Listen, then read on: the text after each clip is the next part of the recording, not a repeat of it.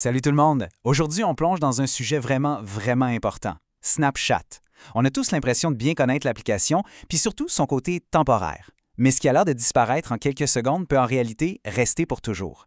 Fait que dans les prochaines minutes, on va regarder ça de plus près, les vrais dangers, mais surtout comment s'en protéger. On commence fort avec cette phrase-là. Une photo envoyée en 10 secondes peut ruiner plusieurs années de vie. C'est direct, c'est puissant, puis ça résume parfaitement le risque dont on va jaser. Alors, voici notre plan de match. On va commencer par défaire le mythe du temporaire. Après, on va regarder des histoires vraies, puis on va comprendre pourquoi techniquement rien se fasse. Ensuite, les conséquences légales, le plan d'action s'il arrive quelque chose, et on finira avec ce qu'il faut vraiment retenir de tout ça. OK, allons-y. Le mythe du temporaire. C'est la raison pour laquelle on se sent en sécurité sur Snapchat. Mais honnêtement, c'est un faux sentiment de sécurité. Dans notre tête, la perception, c'est simple. Ça s'efface tout seul. Facile, non? Mais la réalité, c'est une toute autre histoire. On parle de capture d'écran, d'enregistrement fait avec un autre appareil, de faux comptes créés juste pour piéger, de prédateurs qui savent manipuler et à la fin, de menaces puis de chantage. La photo, là, elle ne disparaît pas. Elle change juste de main puis elle devient une arme.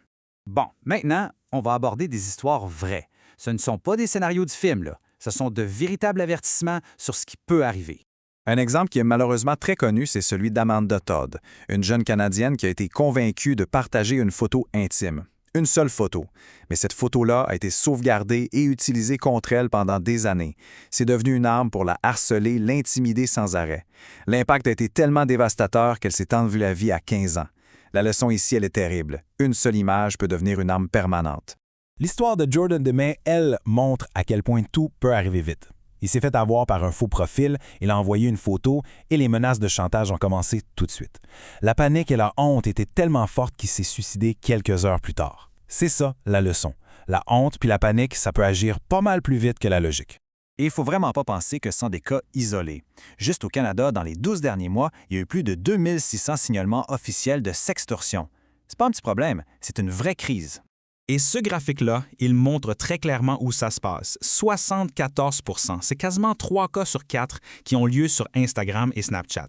Ces plateformes-là, c'est le terrain de jeu préféré des prédateurs, justement à cause de leur fausse impression d'intimité et de contenu qui disparaît. Et voici une statistique qui vient casser les stéréotypes.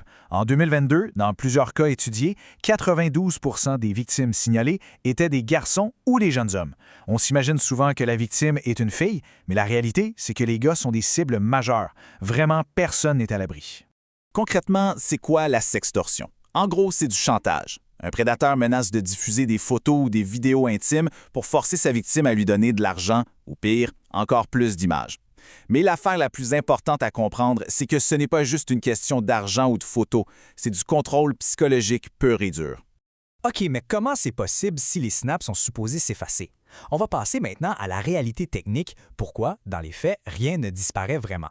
En fait, c'est d'une simplicité désarmante. Premièrement, la capture d'écran, le fameux screenshot. Même si la personne reçoit une notification, c'est trop tard. L'image est déjà copiée.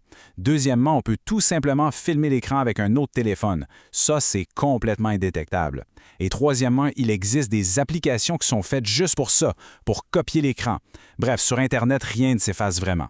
Il y a un autre danger dont on parle un peu moins, la Snap Map, la carte de géolocalisation. Elle peut révéler si quelqu'un est seul à la maison, suivre ses déplacements, ses habitudes et même trouver l'adresse de son école ou de sa maison. C'est une porte grande ouverte pour des gens mal intentionnés. La recommandation, elle est simple, puis elle n'est pas négociable. Il faut toujours utiliser le mode fantôme. Maintenant, parlons des conséquences légales, parce qu'une blague entre chums ou un geste impulsif peut très vite se transformer en dossier criminel, même pour des mineurs. Regardez bien ce tableau. Juste partager une image intime de quelqu'un sans son consentement, ça peut mener à des accusations de distribution de pornographie juvénile. Menacer de partager cette image pour avoir de l'argent, ça s'appelle de l'extorsion. Et partager des images encore et encore pour intimider, c'est du harcèlement criminel. Ce ne sont pas des petites infractions, là. Ce sont des crimes avec des conséquences extrêmement graves. OK, c'est lourd, on le sait. Mais maintenant, on arrive à la partie la plus importante. Si ça arrive à soi ou à un ami, il y a un plan. Un plan pour reprendre le contrôle de la situation. Voici les étapes et elles sont cruciales. Premièrement, on ne paye pas et on n'envoie jamais plus d'images. Ça n'arrêtera jamais le chantage, ça ne fait que l'empirer. Deuxièmement, on prend des captures d'écran de tout. Les menaces, les conversations, ce sont les preuves. Troisièmement, on bloque la personne, mais attention, sans effacer les preuves. Quatrièmement, et ça c'est vital, on en parle tout de suite à un adulte de confiance. Et cinquièmement, on contacte la police. S'il y a une chose essentielle à retenir, c'est celle-là. Quand une personne est menacée avec une image, elle n'est pas en faute, elle est en danger. Ce sont deux choses complètement différentes. Demander de l'aide, ce n'est pas avouer qu'on a fait une erreur, c'est un acte de survie. La honte, c'est l'arme du prédateur. Faut pas le laisser s'en servir.